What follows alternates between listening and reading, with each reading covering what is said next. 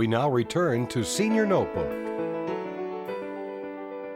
Good morning, I'm Carol Houssock, and I'm joined this morning by Peter Wallin, who happens to be an insurance agent, but more importantly, he's a great volunteer for the American Red Cross. And first of all, welcome to Senior Notebook. Thank you. It's great to be here, Carol.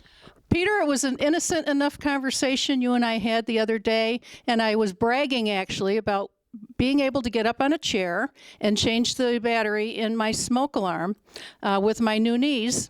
And you said, oh, no, you don't do that anymore because there's now a 10-year battery and a great program through the Red Cross. I'm really excited to talk about this, Carol, because this is new. This is a new way to do it. No longer do we need to change the batteries in our smoke alarms every 6 months or every time we see the time change on the clock with daylight savings.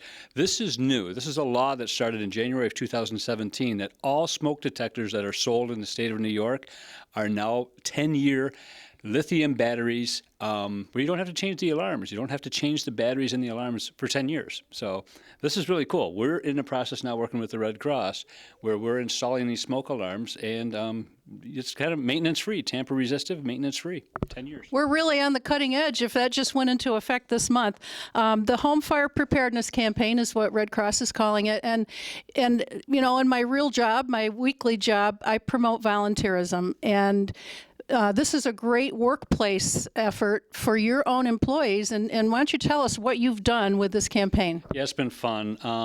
First of all, the Red Cross came to me about 2 years ago, and they know that I'm an insurance agent, and we sell homeowners insurance. And we saw a lot of homes here in Chemung County where, unfortunately, there was devastation. When people would have a fire, we're finding out that there was no smoke alarms in the house. And some fires are not so bad, and other fires are very, very bad to the point where there's death and devastation in the house. And I'm sick of it. I saw too much of it. I'm frustrated. I'm overwhelmed at anxiety when I see people suffering from fires in their homes, and fires that the damage to the fire can be prevented by having proper smoke alarms. So working with the Red Cross came to me 2 years ago and said, Peter, we've got this program. We'd like to see if you can donate some funds to the program to help provide smoke alarms in the county.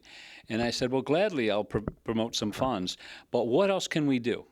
And that's when the Red Cross, Joel Robinson at the time, said, well, we've got this program where we're actually going door to door in Chemung County installing smoke alarms.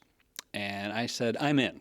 I want to do this. I want to learn how to do this. I want to get trained by the Red Cross, trained properly, so we know how to go into homes properly and work with the homeowners to properly evaluate their current situation, replace smoke alarms as needed, replace batteries as needed, but more importantly, just put up these new alarms, put up these new systems, and work with them to put in smoke alarms in the proper places in the homes, as well as provide some education as to emergency evacuation and escape plans and disaster planning as to how to prepare yourself for when that fire, if and when that fire does happen, how to be safe and how to take care of things. You know, there's been a lot of talk, and I'm sure kids hear it in schools, and grandparents tell their grandchildren about that evacuation route. And how many people actually have one and know what they would do? I think a lot of people have it in their head. I think a lot of people think they know what they're going to do, but they don't physically communicate it and actually sit down and actually draw a diagram out as to what are they really going to do. Are they going to meet in the kitchen? Are they going to meet in the living room? Are they going to meet outside at a certain place?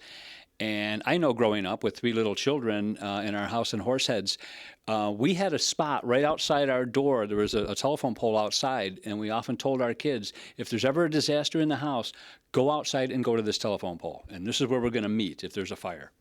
Great advice, and I know you take your employees with you. It's become a weekly thing here. It's regular part. That's the beauty of volunteering. That it's not just in your non-work hours. You can do this as a community servant employer and take your employees, and I'm sure they get a lot of benefit. This has really been a joy. We're taking Thursday mornings here in Chemung County, and we usually go to 3 or 4 homes every Thursday morning. And again, this is a free service, and we're going into the homes. It might take 15 or 20 minutes to go into the homes. I bring a ladder, I bring my cordless screwdriver, and we're walking through the homes with the homeowner, carefully evaluating where are your current smoke alarms.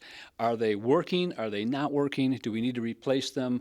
And obviously, we're replacing them with these 10-year alarms, and they're very grateful. And yeah, we're teaching them, we're talking to them along the way, and we're educating them.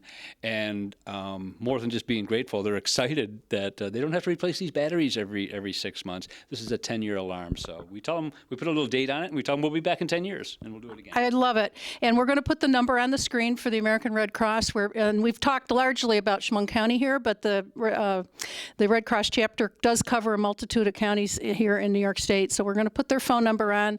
If you have questions, better still, if you want to volunteer and become one of those folks that goes out and installs these units to keep people safe, we've got them right here, and I hope to have my name on that application list. Peter Wallin, thank you so much. It's a pleasure. Great community service and a great program.